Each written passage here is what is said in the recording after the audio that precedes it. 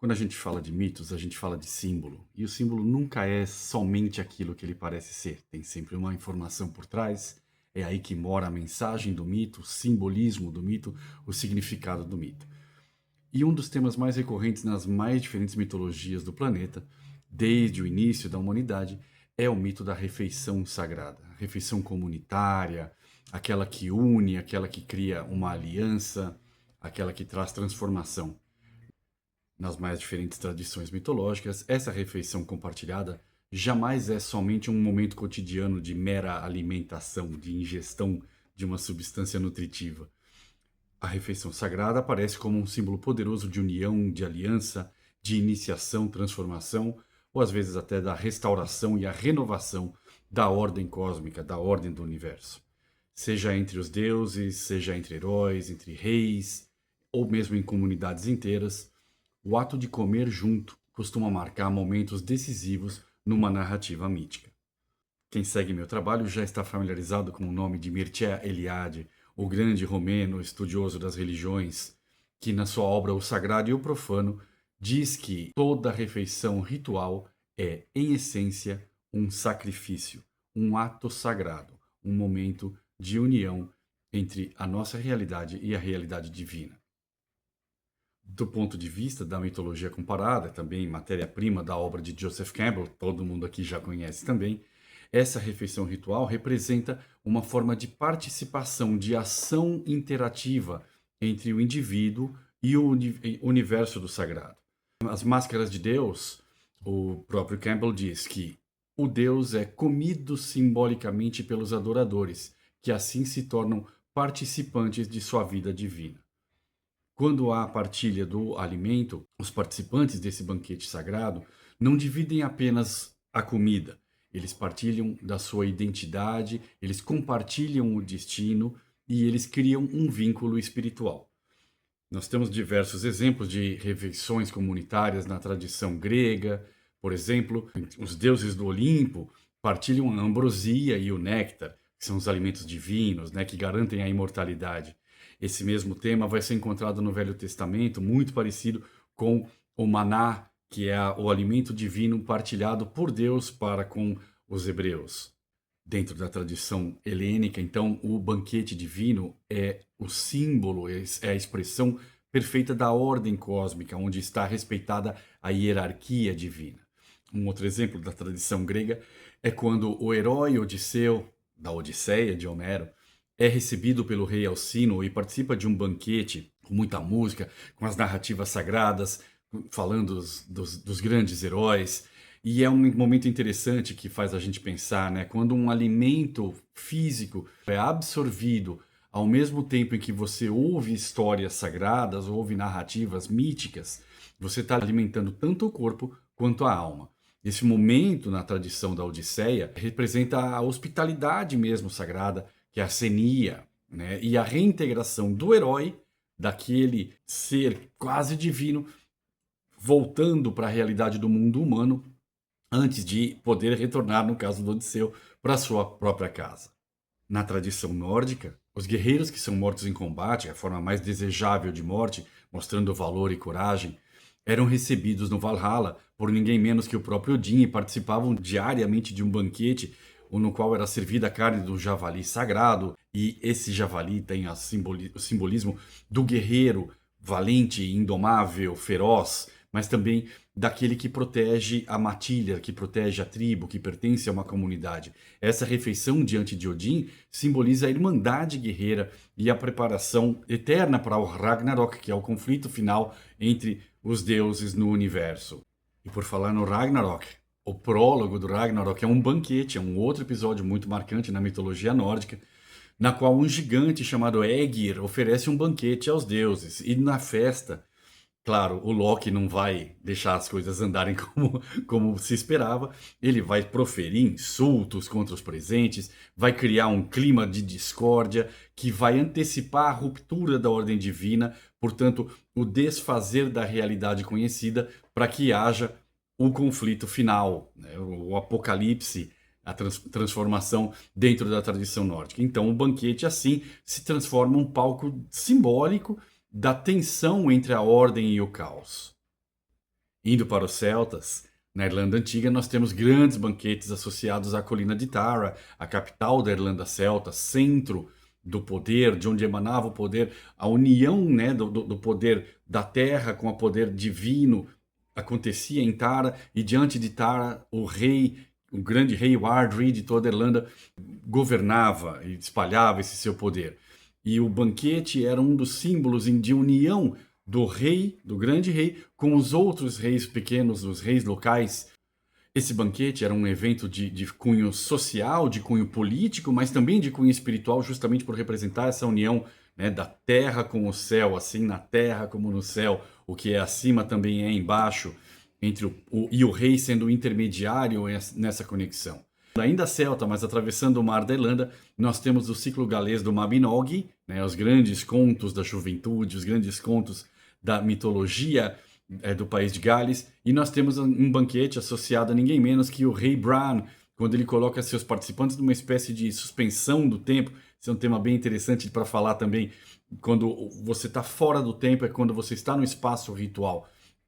E esse banquete do Bran protege os participantes da dor e do sofrimento, mais ou menos como o tema de Shangri-La, mais ou menos como o tema de Xanadu, várias relações entre esta realidade, mas onde se abre um espaço sagrado ritual em que não há mais a correlação entre tempo e espaço mundano, né? É o outro mundo que é inserido dentro da nossa realidade para que haja a transcendência. Vamos voltar um bocado agora no tempo para a tradição mesopotâmica, no épico de Gilgamesh, talvez o mais conhecido épico da antiguidade, no qual nós temos um dilúvio, e após o dilúvio, uma figura chamada Utnapishtim faz um banquete que é um sacrifício aos deuses, e os deuses se sentem atraídos por esse alimento que é ali preparado e se aproximam, atraídos pelo cheiro gostoso da comida, né? É uma representação da restauração da ordem após o caos do dilúvio. Esse sacrifício em alimento atrai a ordem divina para que se restabeleça a ordem terrena. E essa é uma reaproximação entre a humanidade, entre o que é mortal, e a divindade, o que é eterno. Na tradição hindu, nós temos os rituais védicos de sacrifício, que é o yajna, no qual os humanos oferecem alimentos também aos deuses, e os deuses são os responsáveis por sustentar, por preservar, por manter a ordem do cosmos, a ordem da realidade física concreta. E nessa tradição nós temos um trecho do Bhagavad Gita que diz que os justos que comem os restos do banquete, do sacrifício, são liberados de todos os seus pecados. De novo, nós temos a ordem divina atuando sobre a ordem terrena através de um alimento, através de uma partilha. O banquete sacrificial, ele representa justamente a reciprocidade entre o humano na terra e o divino no céu, no paraíso, no mundo espiritual. Nas histórias da infância de Krishna, esse Deus tem uma série de refeições simples que ele compartilha com os meninos pastores. Olha o pastor aí de novo. E esses episódios, eles reforçam essa amizade divina entre o Deus e o humano, entre os divinos e o que é mortal. Também no Oriente nós temos na tradição budista que o próprio Siddhartha Gautama, o Buda, antes de atingir a iluminação, ele recebe de Sujata uma tigelinha de arroz com leite. É uma refeição que restaura suas energias e permite que ele abandone aquele ascetismo, o seu jejum extremo. A refeição acaba, nesse caso, simbolizando a descoberta do caminho do meio, que é tão necessário para o despertar espiritual pleno. Nem um extremo, nem outro, sempre o caminho do meio. Lá no Oriente ainda, vamos falar um pouquinho do Shintoísmo, na mitologia japonesa, né? Quando a deusa do sol, a Amaterasu, quando ela sai da caverna onde ela havia se escondido, os deuses celebram o retorno dela com uma grande festa. E tem um banquete que representa o retorno da luz e, portanto, a restauração da ordem cósmica. Atravessando para as Américas, nas tradições indígenas, vários povos das planícies norte-americanas têm banquetes com carne de búfalo. A mulher búfalo é uma das principais, se não a principal deidade, geradora da vida, mantenedora da vida. E a refeição coletiva expressa uma gratidão na qual a comunidade ingere a representação dessa força divina geradora e mantenedora da vida para agradecer e reforça a união entre a comunidade humana e o mundo natural através do divino representado por essa entidade. Vamos sair dali e vamos avançar para a Idade Média, ciclo arturiano que tanto me agrada.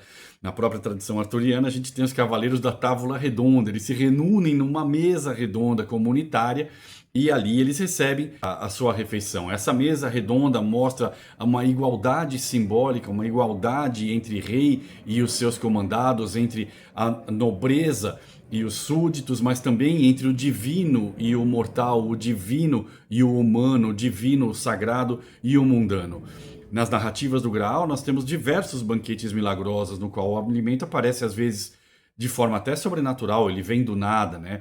E esses episódios acabam simbolizando a nutrição espiritual e também a graça divina, a nomeação do herói, a indicação de quem é justo, de quem é merecedor da graça divina.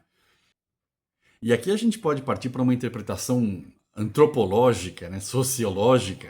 A gente vai pegar, por exemplo, a frase do Émile Durkheim, quando ele observa que esses rituais coletivos eles são fundamentais como cimento que agrega a sociedade, que mantém unida a sociedade. A frase que ele diz é bem significativa. O rito é o meio pelo qual a fé se cria e se recria periodicamente. Nós vamos ter uma outra observação interessante de Marcel Mauss, que destaca o papel da partilha alimentar na criação de alianças sociais. Diz ele, a comunhão alimentar é uma das formas mais antigas e universais de aliança entre os homens. Ainda no universo da antropologia, René Girard interpreta o banquete sacrificial como um mecanismo cultural profundo. O sacrifício é, essencialmente, um ato de violência coletiva que, uma vez ritualizado, torna-se o fundamento da ordem cultural. Porque ele trabalha em cima do conceito da violência, e aqui ele não fala da violência entre homens, mas sim a violência que exige que haja um sacrifício, que haja a morte de uma criatura em nome do bem da comunidade. Então veja que nós temos temas bem recorrentes aqui. Não há banquete que seja preparado sem a morte de uma criatura. Ah, é por isso que eu sou vegetariano. Lamento, amigo, se você está matando o trigo, se você está matando o alface, o tomate, o que quer que seja, você ainda assim está ceifando uma vida, portanto está praticando um ato de violência. A questão fundamental não é o que é feito, mas sim como e por que ele é feito. Então, qualquer ato de ceifar uma forma de vida implica em uma violência que, quando sacralizada e visando ao bem de um coletivo ou a um bem maior, integra a comunidade com o divino. Poucas tradições levaram tão a fundo isso quanto a tradição bíblica. Se a gente olhar o Velho Testamento, nós temos diversas instruções como preparar o sacrifício, que é a partilha entre o que é preparado pela comunidade em honra e em homenagem a Yahvé. A aliança é feita e preservada através justamente dessas refeições sagradas. No próprio Êxodo, logo no começo, a gente tem de cara uma frase que explica como se dá essa relação. E viram o Deus de Israel, também viram a Deus, e comeram e beberam. Então vejam que já de cara a gente vê uma comunhão, união em torno de um alimento. E esse gesto e essa prática, ela culmina no Novo Testamento com a refeição final de Jesus com os seus discípulos, a famosa última ceia, onde ele diz: tomai, comei, isto é meu corpo. Porque todas as vezes que comeis este pão e bebeis o cálice, anunciais a morte do Senhor até que ele venha. É forte, é belo, porque nós temos nisso aqui o concentrar de todas as tradições que eu falei antes. Então, e esses exemplos todos que eu mostrei aqui, muito rapidamente, pensando de diversas tradições diferentes, das mais diferentes etnias, dos mais variados momentos da história da humanidade. Em todos esses exemplos, nós temos essa temática central de uma refeição sagrada comunitária, que é preparada a partir de um ato que aparentemente é violento, mas que, pela sua sacralidade, promove a conexão entre esta comunidade e o mundo superior e o mundo divino, trazendo, através desse ato e através do consumo desse alimento, essa sacralidade para a comunidade, normalmente promovendo a restauração da ordem, promovendo a cura, promovendo a integração entre as realidades, promovendo a pacificação e a uniformização do sagrado para aquela comunidade. essa refeição sagrada encontra sua expressão mais avançada, mais profunda na narrativa bíblica, em que um povo faz uma refeição constante de contato e comunhão com a sua divindade e que vai gerar a sua forma mais perfeita, na qual essa divindade desce para partilhar o alimento com a comunidade. É um movimento inverso, raríssimo, em que o divino, Deus, se manifesta entre a humanidade para com ela partilhar o alimento e trazer esta comunhão entre Deus e a humanidade justamente à mesa em torno do alimento. Não há como ser mais profundo, não há como ser mais significativo que a sacralidade do plano divino nos atinge e nos renova quando atingimos o caminho do meio no plano físico.